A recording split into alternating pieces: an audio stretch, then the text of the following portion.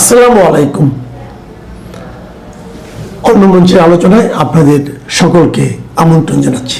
মানুষের জীবনে অবসর একটা স্বাভাবিক প্রক্রিয়া।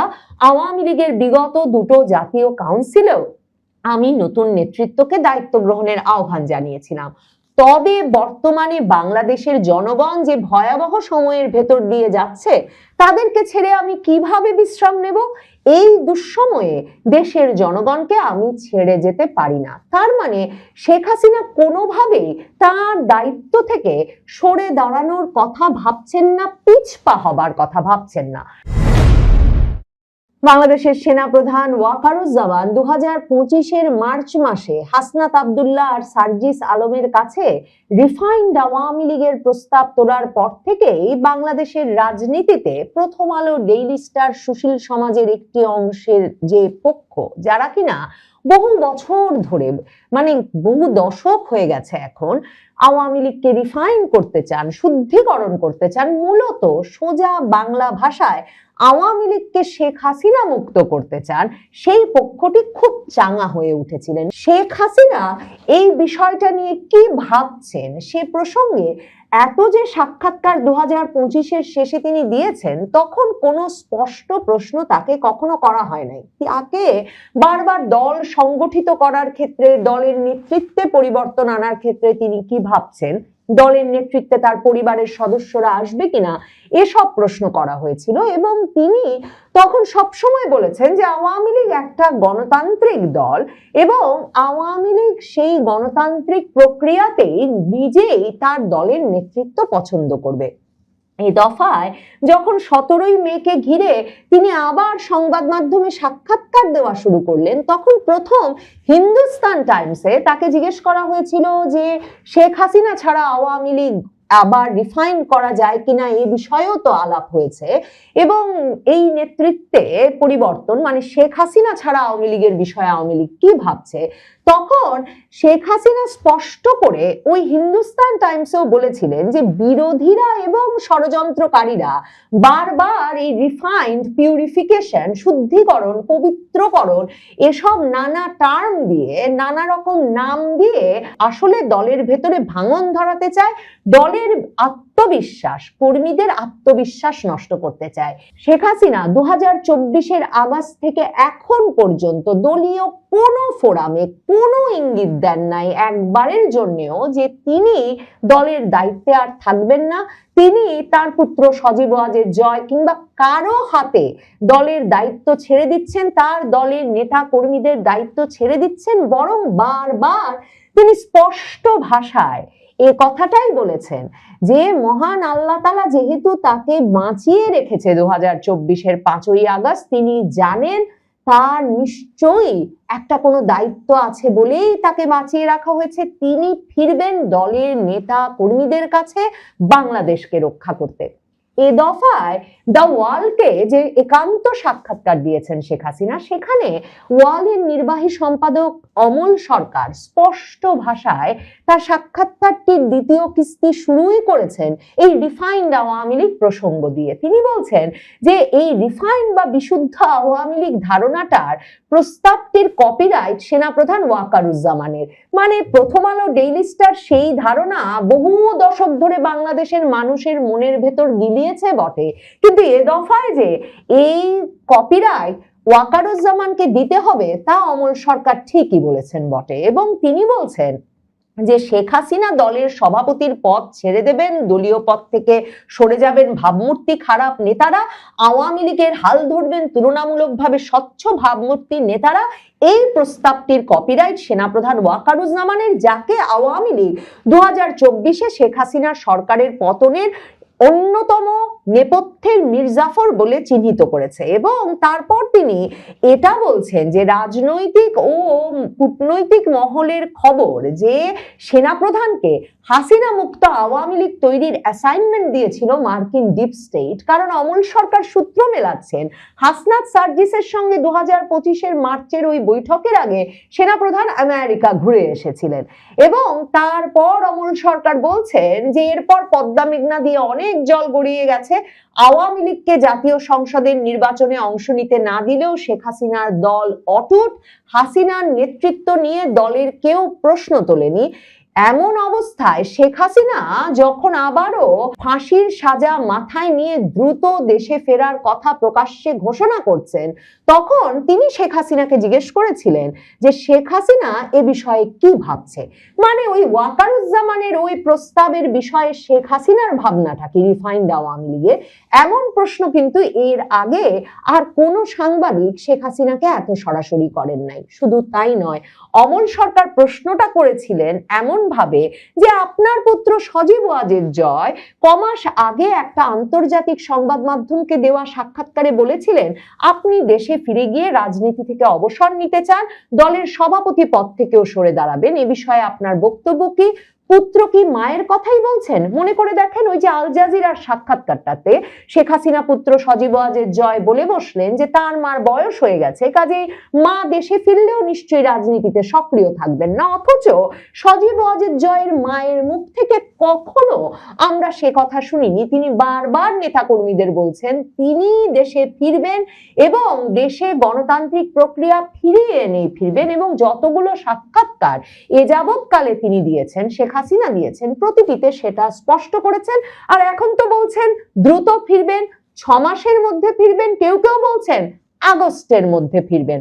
এখন অমল সরকারের প্রশ্নের জবাবে শেখ হাসিনা বলেছেন জয় যেটা বলেছে ঠিক বলেছে, আমি নিজেও তাই মনে করি। মানুষের জীবনে অবসর একটা স্বাভাবিক প্রক্রিয়া। আওয়ামী লীগের বিগত দুটো জাতীয় কাউন্সিলেও আমি নতুন নেতৃত্বকে দায়িত্ব গ্রহণের আহ্বান জানিয়েছিলাম। তবে বর্তমানে বাংলাদেশের জনগণ যে ভয়াবহ সময়ের ভেতর দিয়ে যাচ্ছে, তাদেরকে ছেড়ে আমি কিভাবে বিশ্রাম নেব? এই দুঃসময়ে দেশের জনগণকে আমি ছেড়ে যেতে পারি না। তার মানে শেখ হাসিনা কোনোভাবেই তার দায়িত্ব থেকে সরে দাঁড়ানোর কথা ভাবছেন না, পিছপা হবার কথা ভাবছেন না। কারণ তিনি জানেন যে তিনি গিয়ে দেশে গণতান্ত্রিক প্রক্রিয়া ফিরিয়ে এনে দলের নেতা কর্মী সমর্থকদের যে দুঃসহ পরিস্থিতির ভেতর দিয়ে যাচ্ছেন, বা শেখ হাসিনা এই সাক্ষাৎকারের প্রথম কিস্তিতেও যে বলেছেন যে দেশের প্রতিটি সেক্টর ধ্বংস করে ফেলা হয়েছে 2024-এর আগস্টের পর থেকে। সারা বাংলাদেশের যে আবহমান সংস্কৃতি, যে সম্প্রীতির সম্পর্ক মানুষে মানুষে, সেগুলোতে পুরোপুরি ভেঙে ফেলা হয়েছে। কাজেই জনগণকে নিয়ে আবার দেশ গঠনে, দেশ উদ্ধারেই তাকে ফিরতে হবে। শেখ হাসিনা সে দায়িত্ব থেকে কোনোভাবে নিজেকে সরিয়ে রাখতে চাইছেন না বা পিছপা হচ্ছেন না, বা তিনি এমন কোনো মানসিক অবস্থা বোধ করছেন না যে তিনি মনে করেন এ অবস্থায় নেতৃত্ব থেকে তার সরে দাঁড়ানোর কোনো উপায় আছে। কিন্তু অবসর তো শেখ হাসিনা নিতে চান। প্রতি কাউন্সিলে প্রকাশ্য বক্তৃতাতেই তো তিনি অবসরে যাওয়ার জন্য যাতে দল নতুন নেতৃত্ব নির্বাচন করেন সেটা স্পষ্ট করেছেন। শেখ হাসিনার সাক্ষাৎকারগুলো থেকে আমি আরেকটা বিষয় স্পষ্টভাবে বুঝি যে শেখ হাসিনা পুত্র সজীব ওয়াজেদ জয়কে নেতৃত্বে বসিয়ে দেবেন এবং তিনি আওয়ামী লীগের মতো একটা বিশাল দলের নেতা হয়ে বসবেন, কারণ তিনি শেখ হাসিনা পুত্র। এই সমীকরণটাতেও শেখ হাসিনা বিশ্বাস করেন না। শেখ হাসিনা মনে করেন যে দল একটা গণতান্ত্রিক প্রক্রিয়ায়, একটা স্বাভাবিক প্রক্রিয়ায় নেতা নির্বাচন করেই পরবর্তী নেতৃত্ব নির্বাচন করবে। শেখ হাসিনা এই সাক্ষাৎকারে সেটাও পরিষ্কার করেছেন। তিনি বলেছেন বাংলাদেশের জনগণের নিরাপত্তা, তাদের উন্নত জীবনমান, অর্থনৈতিক মুক্তি, গণতন্ত্র, আইনের শাসন, সকলের সমানাধিকার এবং আওয়ামী লীগের তরুণ প্রজন্মের নেতৃত্ব নির্বাচনের মাধ্যমে মুক্তিযুদ্ধের চেতনা ও আগামী দিনের সাফল্য নিশ্চিত করেই আমি অবসর নেব। সাধারণ মানুষের ভাগ্য নিয়ে দেশ বিরোধী কোনো গোষ্ঠী যেন ছিনিমিনি খেলতে না পারে, আমি সেটা নিশ্চিত করব। মুক্তিযুদ্ধের চেতনায় বলিয়ান নীতি আদর্শ ভিত্তিক একটা সুখী সমৃদ্ধ সোনার বাংলা বিনির্মাণ নিশ্চিত করে তবেই আমি বিশ্রাম নেব। আমার এই জায়গাটা পড়ে এক রকমের দৃঢ় বিশ্বাস জন্মেছে যে শেখ হাসিনা এই সংকটকাল যখন পার করছেন তখন তিনি দলের মধ্যে এরকম তরুণ নেতৃত্বের খোঁজ পাচ্ছেন যারা তিনি মনে করেন যে আগামী দিনে মুক্তিযুদ্ধের চেতনা ও আগামী দিনের সাফল্য নিশ্চিত করবে এবং একটা দেশ বিরোধী শক্তি যাতে কোনোভাবে বাংলাদেশের রাজনীতি নিয়ে আবার ছিনিমিনি খেলতে না পারে, মুক্তিযুদ্ধের চেতনায় বলিয়ান একটা দেশ গড়ে তুলতে পারে, এরকম একটা শক্ত তরুণ নেতৃত্ব তিনি আগামীর আওয়ামী লীগেও দেখতে পাচ্ছেন এবং তিনি বলেছেন যে তিনি সেটাও নিশ্চিত করবেন। তারপর অমল সরকার তার সাক্ষাৎকারে বলছেন, তার মন্তব্য হিসেবে, যে দ্য ওয়াল নির্দিষ্ট সূত্র থেকে জানতে পেরেছে মার্কিন যুক্তরাষ্ট্র সহ ইউরোপের কিছু দেশ আওয়ামী লীগের পুনর্বাসনের শর্ত হিসেবে শেখ হাসিনাকে সভাপতির পদ থেকে সরে যাওয়ার প্রস্তাব দিয়েছে। শেখ পরিবারের কেউ দলের নেতৃত্বে থাকুক সেটাও তারা চায় না। এই প্রস্তাবও আসলে হাসিনা ও শেখ পরিবারকে রাজনীতি থেকে মাইনাস করার পরিকল্পনারই অংশ এবং এর পেছনে বাংলাদেশের অপর দুই প্রথম সারির দল বিএনপি এবং জামায়াতে ইসলামীর মদত আছে বলে আওয়ামী লীগের অভিযোগ। এই কথাগুলো কিন্তু গত কয়েক মাসে 2025 থেকে বারবার বাংলাদেশের রাজনৈতিক আলোচনায় এসেছে যে এগুলো আসলে ইউরোপ আমেরিকার চাওয়া এবং তাহলেই আওয়ামী লীগ তো রাজনৈতিক পরিসরে ঢুকতে পারে, এমন একটা খবরও এমনকি আওয়ামী লীগের শুভাকাঙ্ক্ষী বলে পরিচিত বিভিন্ন মহলের মধ্য থেকেও সামাজিক যোগাযোগ মাধ্যম সহ বিভিন্ন জায়গায় প্রচারের চেষ্টা করা হয়েছে।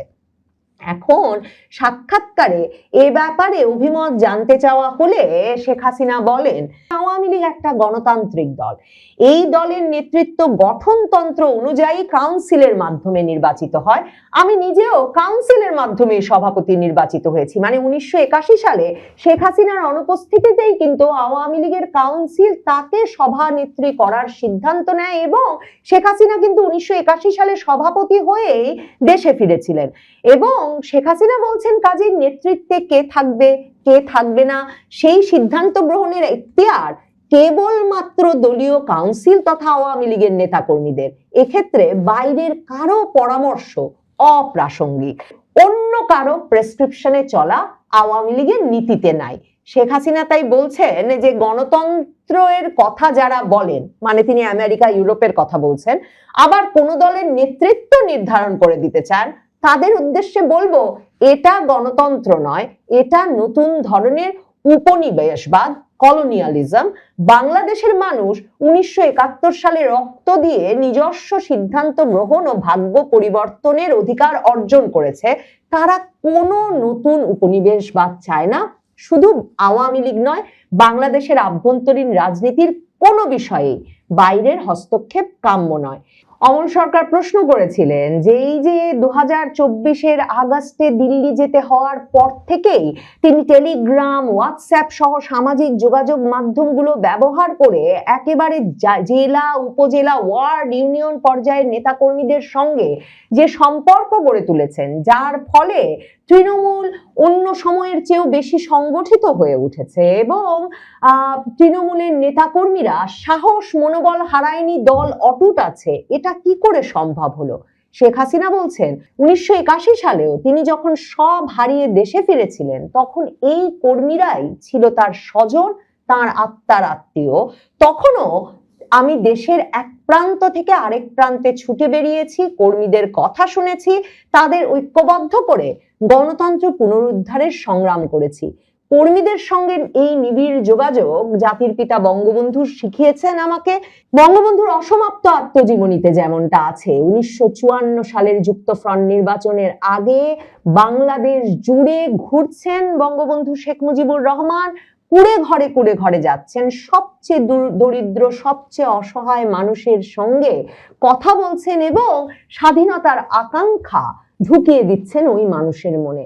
শেখ হাসিনা সম্ভবত হোয়াটসঅ্যাপ, টেলিগ্রাম সহ সামাজিক যোগাযোগ মাধ্যমে যোগাযোগ রেখে দলের নেতাকর্মীদের এমন পর্যায়ে প্রস্তুত করে এনেছেন যে এতটা আস্থার সঙ্গে বলতে পারছেন যে খুব দ্রুত ফিরবেন, মাথা উঁচু করে ফিরবেন, আর এমন দুঃসময়ে দলের নেতা কর্মী আর বাংলাদেশের জনগণকে তার ছেড়ে যাওয়ার প্রশ্নই ওঠে না।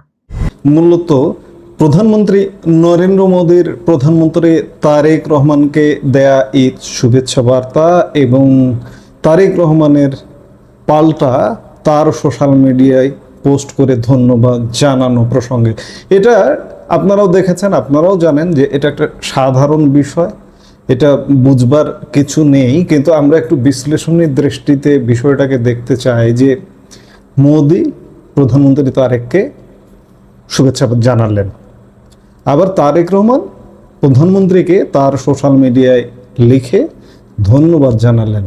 ভারত বাংলাদেশ সম্পর্কটা আসলে কি? সম্পর্কটা ভালো করবার জন্য ভারত একান্তভাবে চাইছে। আমরাও চাই যে বিএনপি সরকারের সাথে সম্পর্কটা ভালো হোক, ভালো হলে বাংলাদেশের ভালো, বাংলাদেশের মঙ্গল। কিন্তু বিএনপি সরকার সেদিকে যাচ্ছে না। বাংলাদেশের মঙ্গল চায় কি না 3 মাসে এখনো পর্যন্ত এটি পরিষ্কার নয়। বিএনপি সরকারের সাথে যদি ভারত সরকারের সম্পর্ক ভালো হয় তাহলে বাংলাদেশে অনেক উন্নতি ঘটবে। সবচেয়ে বড় উন্নতি ঘটবে যে একটা ইনক্লুসিভ পলিটিক্সের। এছাড়া ভারতীয় এবং বাংলাদেশি নানা রকম কৌশলগত স্বার্থ আছে। ভারত এবং বাংলাদেশের বন্ধুত্ব শুধুমাত্র বন্ধুত্ব নয়, কিন্তু বাংলাদেশ এবং ভারত বলা যায় যে কৌশলগত পার্টনার, স্ট্র্যাটেজিক পার্টনার। তো সেই জায়গায় ভারত বাংলাদেশ সম্পর্কটা ভালো হওয়াটা একান্ত জরুরি। খারাপ যে করবে, খারাপ যে করতে চাইবে, যদি তারেক রহমান করতে চান, তারেক রহমানের পরিণতি ভালো হবে না, এটি আমরা বারবার বলছি। মানবতার স্বার্থে এবার একসঙ্গে কাজ করবে ভারত ও বাংলাদেশ। পবিত্র ঈদুল আজহা উপলক্ষে বাংলাদেশের প্রধানমন্ত্রী তারেক রহমানকে একটি বিশেষ চিঠি লিখে ঈদের শুভেচ্ছা জানিয়েছেন প্রধানমন্ত্রী নরেন্দ্র মোদী। চিঠিতে নরেন্দ্র মোদী অত্যন্ত তাৎপর্যপূর্ণ একটি কথা বলেছেন। তিনি স্পষ্ট করে জানিয়েছেন, মানবতার স্বার্থে একসঙ্গে কাজ করবে ভারত বাংলাদেশ। আজ বৃহস্পতিবার ঢাকায় অবস্থিত ভারতীয় দূতাবাসের তরফে মোদির এই বিশেষ চিঠিটি সবার উদ্দেশ্যে শেয়ার করা হয়েছে। চিঠিতে ভারতের প্রধানমন্ত্রী নরেন্দ্র মোদী আরও লিখেছেন, এই পবিত্র উৎসবটি ভারতের সমৃদ্ধ ও বৈচিত্র্যময় সাংস্কৃতিক ঐতিহ্যের এক অবিচ্ছেদ্য অংশ। সারা দেশে লক্ষ লক্ষ ইসলাম ধর্মাবলম্বী মানুষ অত্যন্ত আনন্দ ও উৎসাহের সঙ্গে এটি উদযাপন করেন। শুধু তাই নয়, ভারতের প্রধানমন্ত্রী তার চিঠিতে ঈদের গুরুত্ব তুলে ধরে বলেন, ঈদুল আজহা ত্যাগ, সহানুভূতি ও ভ্রাতৃত্বের প্রতীক, যা গোটা পৃথিবীতে শান্তি প্রতিষ্ঠার জন্য অপরিহার্য। মোদির কথায় ত্যাগ, সাংস্কৃতিক সাদৃশ্য এবং শান্তি, স্থিতিশীলতা ও উন্নয়নের পারস্পরিক আকাঙ্ক্ষার ওপর ভিত্তি করেই ভারত বাংলাদেশের মধ্যে গভীর সম্পর্ক গড়ে উঠেছে। বর্তমান রাজনৈতিক প্রেক্ষাপটে এই শুভেচ্ছা বার্তা দুই দেশের জন্যই অত্যন্ত গুরুত্বপূর্ণ। এখানে একটি বিষয় লক্ষণীয় যে বাংলাদেশ সরকারের পক্ষ থেকে বর্তমানে শিষ্টাচার দেখানো হোক বা না হোক, ভারত কিন্তু তার নিজস্ব কূটনৈতিক কর্তব্য ঠিকই পালন করে যাচ্ছে এবং সর্বোচ্চ শিষ্টাচার প্রদর্শন করছে। তবে কূটনীতির চাণক্য নীতি মেনে ভারত একই সাথে বাংলাদেশকে এক ধরনের চাপে রাখার কৌশলও বজায় রাখবে।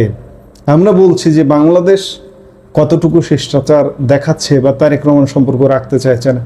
এই যে বারবার উদাহরণটি চলে আসে যে পশ্চিমবঙ্গ বিধানসভা নির্বাচন বা এই নির্বাচন পরবর্তী সময় থেকে বাংলাদেশ ভারত সম্পর্কটার সমীকরণটা কোন দিকে যাচ্ছে। তবে আজকে প্রধানমন্ত্রী নরেন্দ্র মোদীর চিঠি পেয়ে ন্যূনতম একটু শিষ্টাচার দেখিয়েছেন প্রধানমন্ত্রী তারেক রহমান। ভারতের প্রধানমন্ত্রীর এই উষ্ণ শুভেচ্ছা বার্তা পাওয়ার পর বাংলাদেশের প্রধানমন্ত্রী তারেক রহমানও তাৎক্ষণিকভাবে সাড়া দিয়েছেন। তিনি প্রধানমন্ত্রীর কার্যালয়ের অফিসিয়াল ফেসবুক পেজে ইংরেজিতে একটি বার্তা পোস্ট করেছেন, যার বাংলা করলে দাঁড়ায়, তিনি মোদির এই সুন্দর শুভেচ্ছার জন্য তাকে এবং ভারতের জনগণকে ধন্যবাদ জানিয়েছেন এবং পারস্পরিক শ্রদ্ধা, বন্ধুত্ব ও সদিচ্ছার ভিত্তিতে দুই দেশের সম্পর্ক আরও দৃঢ় হওয়ার প্রত্যাশা ব্যক্ত করেছেন। দর্শকবৃন্দ, ভারতের প্রধানমন্ত্রী নরেন্দ্র মোদী কিন্তু কেবল বাংলাদেশেই নয়, বরং বিভিন্ন মুসলিম প্রধান দেশের রাষ্ট্রপ্রধান এবং বিশ্ব নেতাদের নিয়মিত ঈদুল ফিতর এবং ঈদুল আজহা উপলক্ষে শুভেচ্ছা বার্তা পাঠিয়ে থাকেন। মূলত ভারতের দ্বিপাক্ষিক সম্পর্ক ও কূটনৈতিক ঘনিষ্ঠতার ভিত্তিতেই এই শুভেচ্ছা বিনিময় করা হয়। এর প্রায়োরিটি তালিকায় একদম উপরের দিকে বাংলাদেশ কিন্তু বরাবরই থাকে। বাংলাদেশের সরকারে কে থাকলো না থাকলো সেটি কিন্তু ভারত দেখে না। প্রতি বছর শুভেচ্ছা বার্তা কাকে এটার একটা তালিকা থাকে, এই তালিকার উপরে কিন্তু বাংলাদেশ থাকে। আপনি খেয়াল করে দেখবেন যে ইউনূসের সাথে ভারত সরকারের এত খারাপ সম্পর্ক ছিল, বৈরী সম্পর্ক ছিল, তারপরে ইউনূসের শাসন আমলেও কিন্তু বাংলাদেশের জনগণকে ইউনূসের মাধ্যম দিয়ে শুভেচ্ছা বার্তা পাঠিয়েছিল। এবারও তারেক রহমানের সাথে যে খুব সম্পর্ক ভালো হয়ে গেছে, তারেক রহমান সম্পর্ক যে ভালো করতে চাইছেন না, ইতিমধ্যে কিছু নিদর্শন দেখিয়েছেন। কিন্তু ওই যে ধারাবাহিকতা, যে বাংলাদেশকে ভারত একটা কৌশলগত পার্টনার মনে করে, বাংলাদেশেরও সেটি মনে করা উচিত, কিন্তু তারেক রহমান এখনো মনে করছেন কিনা সে ব্যাপারে যথেষ্ট প্রশ্ন রয়েছে। সাম্প্রতিক সময়ে ভারতের কূটনৈতিক শুভেচ্ছা বার্তাগুলোর দিকে তাকালে দেখা যায় তিনি প্রধানত আমরা যে দেশগুলোর কথা এখন বলছি সেই দেশগুলোর সাথে আনুষ্ঠানিক বার্তা পাঠান বা যোগাযোগ রক্ষা করেন। আমি আগেই বললাম যে বাংলাদেশ নিকটতম প্রতিবেশী দেশ হিসেবে সবার উপরে বাংলাদেশের স্থান থাকে। এরই ধারাবাহিকতায় আজকে বাংলাদেশের প্রধানমন্ত্রী তারেক রহমানকে শুভেচ্ছা বার্তা পাঠিয়েছেন। 2 নম্বরে ভারতের প্রধানমন্ত্রী মধ্যপ্রাচ্য ও উপসাগরীয় অঞ্চলের দেশসমূহের জন্য শুভেচ্ছা বার্তা পাঠান। পশ্চিম এশিয়ার দেশগুলোর সাথে ভারতের কৌশলগত ও অর্থনৈতিক সম্পর্ক অত্যন্ত মজবুত। মোদি সাধারণত এই অঞ্চলের শীর্ষ নেতাদের সরাসরি ফোন করে বা সামাজিক যোগাযোগ মাধ্যমে শুভেচ্ছা জানান। যেমন সংযুক্ত আরব আমিরাত, দেশটির রাষ্ট্রপতি শেখ মোহাম্মদ বিন জায়েদ আল নাহিয়ানের সাথে নরেন্দ্র মোদীর অত্যন্ত ঘনিষ্ঠ ও ব্যক্তিগত সম্পর্ক রয়েছে। সৌদি আরবের ক্রাউন প্রিন্স বা যুবরাজ এবং প্রধানমন্ত্রী মোহাম্মদ বিন সালমানের কাছেও তিনি নিয়মিত শুভেচ্ছা বার্তা পাঠান। ওমান, কাতার, কুয়েত এবং বাহরাইন এই উপসাগরীয় দেশগুলোর সুলতান ও আমিরদের কাছে ভারতের পক্ষ থেকে সবসময় আনুষ্ঠানিক কূটনৈতিক বার্তা পাঠানো হয়। মধ্য এশিয়া ও অন্যান্য মুসলিম প্রধান দেশ যেমন মালদ্বীপ, আফগানিস্তান, দক্ষিণ এশীয় আঞ্চলিক কূটনীতির অংশ হিসেবে মালদ্বীপের রাষ্ট্রপ্রধানকেও ঈদের শুভেচ্ছা জানানো হয়। ইন্দোনেশিয়া ও মালয়েশিয়া, দক্ষিণ পূর্ব এশিয়ার এই বিশাল মুসলিম প্রধান দেশগুলোর নেতাদের সাথেও নিয়মিত ঈদ শুভেচ্ছা বিনিময় করা হয়। ভারতের প্রধানমন্ত্রী, রাষ্ট্রপতি করেন। মধ্য এশিয়ার দেশসমূহ এছাড়া উজবেকিস্তান, কাজাখস্তান, তাজিকিস্তানের মতো দেশগুলোতেও কূটনৈতিক চ্যানেলে ঈদের বার্তা পাঠানো হয়। খেয়াল করুন, পাকিস্তানকে কিন্তু ঈদের শুভেচ্ছা বার্তা পাঠানো কোনো খবর পাওয়া যায় না, নজির নেই। এখানে আরো একটি বিষয় জানিয়ে রাখা ভালো, নরেন্দ্র মোদী প্রতি বছর ঈদের দিন সকালে তার অফিসিয়াল এক্স, সাবেক টুইটার এক্স হ্যান্ডেলের মাধ্যমে এবং ফেসবুকে বিশ্বজুড়ে এবং ভারতের অভ্যন্তরে থাকা কোটি কোটি মুসলিমদের উদ্দেশ্যে সার্বিক শুভেচ্ছা বাণী প্রকাশ করে থাকেন, যা মূলত বিশ্বশান্তি, সহমর্মিতা ও ভ্রাতৃত্বের বার্তায় বহন করে। বাংলাদেশ ও ভারতের এই নতুন কূটনৈতিক মোড় এবং মোদি তারেক রহমানের এই বার্তা বিনিময়কে আমরা কিভাবে দেখতে পারি? এটাকে ওই যে দেশগুলোকে দেওয়া হয়, এটা একটা রুটিন ওয়ার্ক বলে আমরা মনে করি। এর অর্থ এই নয় যে সম্পর্ক খুব ভালো হয়ে গেছে, এর অর্থ এই নয় যে সম্পর্ক খুব খারাপ হয়ে গেছে। তাহলে তো ইউনূসের সঙ্গে সম্পর্ক ভালো হতো, ইউনূসকেও তো ঈদের শুভেচ্ছা পাঠানো হয়েছিল। মূলত বাংলাদেশের জনগণকে ঈদের শুভেচ্ছা পাঠিয়েছিলেন ভারতের প্রধানমন্ত্রী নরেন্দ্র মোদী। সম্পর্ক ভালো হবে নাকি খারাপ হবে আমরা 3 মাসে খুব একটা অগ্রগতি দেখিনি আমাদের সরকারের পক্ষ থেকে। আমি শুরুতেই বলেছি যে আমি ব্যক্তিগতভাবে বাংলাদেশের নাগরিক হিসেবে চাই ভারতের সাথে ভালো সম্পর্ক হোক। ভালো সম্পর্ক হলে বাংলাদেশ স্থিতিশীল থাকবে, আর যদি সম্পর্ক ভালো না থাকে তাহলে বাংলাদেশ অস্থিতিশীল হতে পারে, সেই পথেই যেতে পারে। কাজেই আমাদের যারা শাসক আছেন তাদের শুভবুদ্ধির উদয় হবে, সেটি আমরা নাগরিক হিসেবে প্রত্যাশা করতেই পারি। এই মুহূর্তে ভিডিও থেকে বিদায় নিতে চাইছি। সবাই ভালো থাকুন, সুস্থ থাকুন।